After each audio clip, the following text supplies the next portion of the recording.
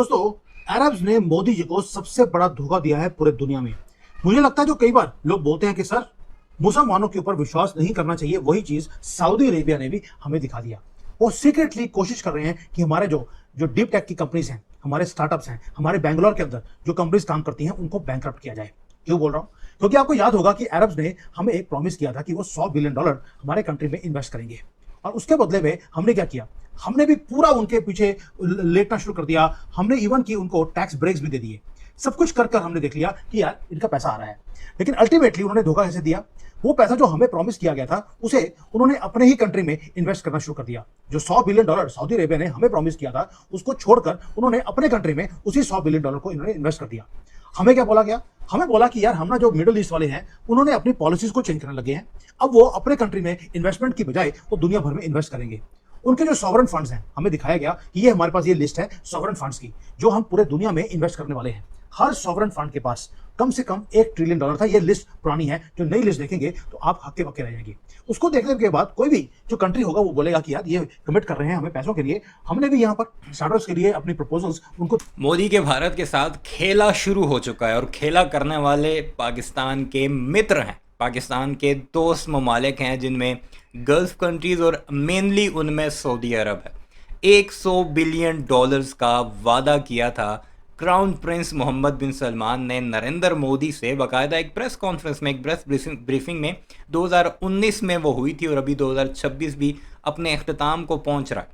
अभी तक एक ढेला भी भारत में इन्वेस्ट नहीं किया। हर साल मीटिंग्स होती हैं, मोदी अपने वफूद भेजता है सऊदी अरब के, वो आपने जी $100 अरब का वादा किया था, उसमें कितना इस साल इन्वेस्ट करेंगे? तो आगे से वो कहते हैं कि फ़लानी जंग चल रही है, फ़लाने हालात ख़राब हैं, तो आगे चलकर हम इन्वेस्ट करेंगे, सोच रहे हैं इस बारे में। $1 भी इन्वेस्ट नहीं हुआ, और अब ये मोदी का चमचा रो रहा है, और बीच में मुसलमानों को ले आया कि हमारी तरफ जो कहते हैं ना कि मुसलमानों पर भरोसा नहीं करना, वो धोखा देंगे, तो सऊदी अरब ने वैसा ही किया। पहले ये पाकिस्तान के बारे में ऐसे कहा करते थे, और गल्फ़ कंट्रीज़ या अरब ममालिक के बारे में कहते थे कि वो तो ये वाले मुसलमान ही नहीं हैं जी, वो तो बड़े अच्छे मुसलमान हैं, वो तो और तरह के मुसलमान हैं। धोखा सिर्फ पाकिस्तानी देते हैं या बंगाली देते हैं। और अब उन पर भी सेम वही इल्ज़ाम, और वो सारी इन्वेस्टमेंट सऊदी अरब ने अपने ही मुल्क में लगाना शुरू कर दी है। तो खैर, सुनते हैं इस सारे मामले पर भारतीयों को कितनी तकलीफ़ है, ये मोदी का चमचे कैसे बुलबुला रहा है, चीखें मार रहा है कि मोदी जो है वो फेल हो चुका है, और वो सऊदी अरब जिसने $100 बिलियन इंडिया में इन्वेस्ट करने थे, हमारे स्टार्टअप्स में, हमारे टेक कंपनीज में इन्वेस्ट करने थे, वो अब पाकिस्तान के साथ हाथ मिला चुका है। देनी शुरू कर दी। इन्होंने क्या किया? हमारी प्रपोजल्स लेने के बाद, हमारा जो स्टार्टअप्स है उसमें हम क्या काम करने वाले हैं, वो सारा आइडियाज लेने के बाद इन्होंने अपने ही लेवल पर, अपने कंट्री में उसके ऊपर काम करना शुरू कर दिया। पैसा दिया नहीं, और हमारे आइडियाज को चोरी कर लिया। ये है इनका इकोसिस्टम। दोस्तों, अब देखिए कहां से कहानी शुरू हुई थी। कहानी शुरू हुई थी, वैसे सऊदी अरब जो है, इतनी बड़ी इकोनॉमी, इतने पैसे वाला मुल्क, स्टार्टअप्स का जो आइडियाज़ हैं वो भारत से चोरी करेगा। इससे बड़ी आयरनी कोई नहीं हो सकती। यूरोप से नहीं ले सकता, अमेरिका नहीं है, चीन नहीं है, भारत से लेगा ये हालात हैं इन बेशर्मों के। कि $100 बिलियन सऊदी अरेबिया हमारे कंट्री में लगाएगा। लेकिन अब ये क्या कर रहे हैं? क्वाइटली इन्होंने जो भारत का स्टार्टअप इकोसिस्टम है उसे चोक करना शुरू कर दिया। पैसा दिखाने के बाद पैसा दिया नहीं। हमारे जो स्टार्टअप्स हैं ऑलरेडी पैसा लगा चुके थे, तो हमारे लिए ये डेथ वारंट अब बनना शुरू हो गया। अब आप बोलेंगे यार कि अगर उन्होंने पैसा नहीं दिया तो हम अपना पैसा क्यों नहीं लगा रहे? वो बताऊंगा बाद में कि हम अपना पैसा क्यों लगा नहीं पा रहे। तो उसका रीजन है 2-3 चीजें हैं। एक तो 2 झूठ है हमारी मीडिया बताती है। जो हिंदू है उसकी सबसे बड़ी प्रॉब्लम क्या है? उसे आप झूठ बोलते रहिए, वो खुश रहेगा। लेकिन आपको सच सच बताना शुरू कर दीजिए, इमीडिएटली बोलना शुरू कर देगा यार आप तो ना भारत के खिलाफ बोल रहे हैं। कि जो बिजनेस मॉडल्स हैं भारतीयों के, जो स्टार्टअप्स के, वो बहुत ही बुरे होते हैं। अब दूसरी चीज, ये तो हो गया पहला झूठ। दूसरा झूठ ये है कि हमारा जो इंडियन इकोनॉमी है वो एक अनस्टॉपेबल बुलेट ट्रेन की तरह वो आगे जाती जा रही है। दोस्तों, दोनों के दोनों वो मिथ्स हैं, वो झूठ है। क्योंकि कोई भी इकोनॉमी वो अनस्टॉपेबल वे से आगे नहीं बढ़ सकती। चाइना भी बढ़ रहा था, रुक गया है। अमेरिका, यूरोप का अब हाल देख चुके हैं। अब आज मैं आपके सामने जो ग्रेटेस्ट प्रॉमिस है, जो ब्रेक हो चुका है मॉडर्न इंडियन इकोनॉमिक हिस्ट्री में, उसके बारे में बात करेंगे। और जो ये झूठ है हमारी मीडिया बताती है, इसके बारे में बात करूंगा। और हम अपना पैसा क्यों नहीं लगा रहे, वो एड में। अब एक चीज है, एक जो होता है, जो चैम्बर ऑफ कॉमर्स है, उन्होंने बोलना शुरू कर दिया इंडिया राइजिंग। यही बात इन्होंने वाजपेयी के टाइम पे भी इंडिया राइजिंग की बात करी थी। लेकिन जब कांग्रेस की गवर्नमेंट आती है तो इंडिया राइजिंग की बात नहीं करते। तब तो बस माताजी, पिताजी और जीजा जी, इसके बारे में बात होती है, या 2G 5G, ये सारे जी जो हैं इनके बारे में बात होती है।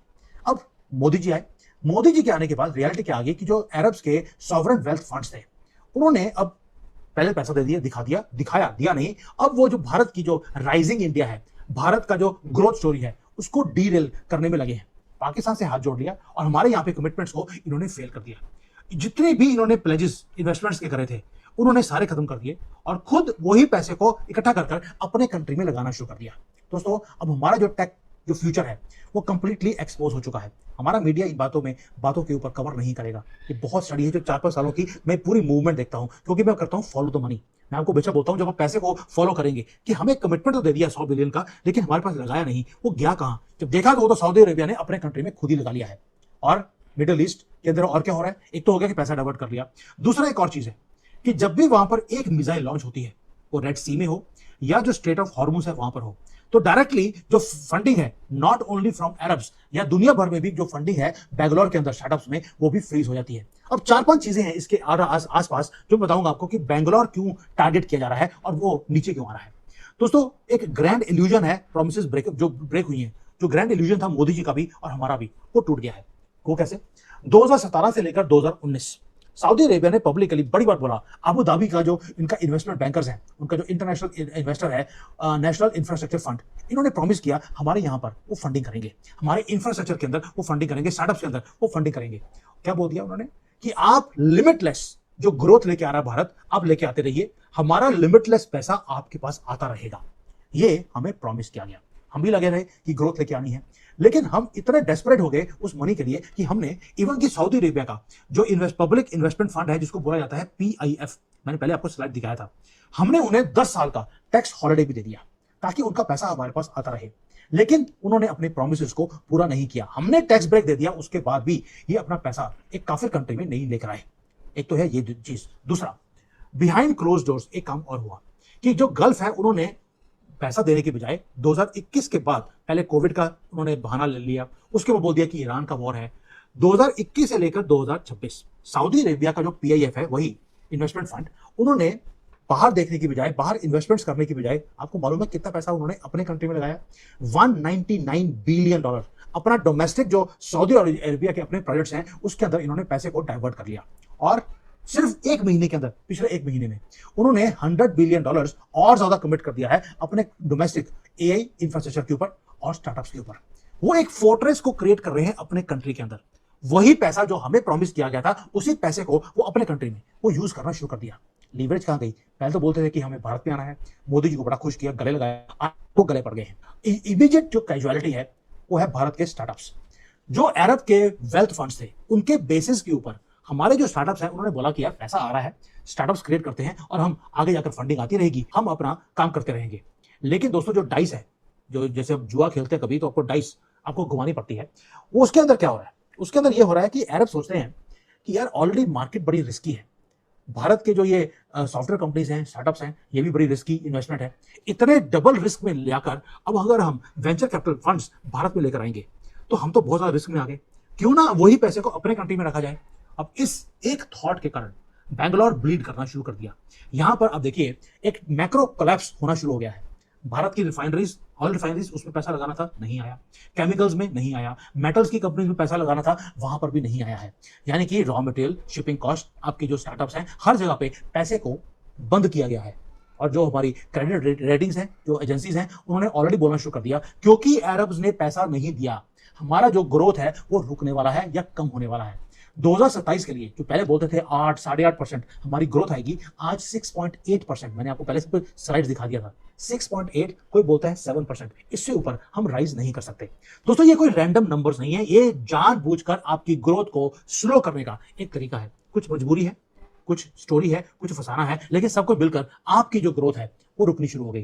दोस्तों, ये वही मिडिल ईस्ट है जो हमेशा बोलता था कि फॉरेन फंड्स आपके पास आते रहेंगे, आप चिंता मत कीजिए, बस आप इन्वेस्टमेंट्स को आप बताइए कहां करना है, हम आपको कर देंगे।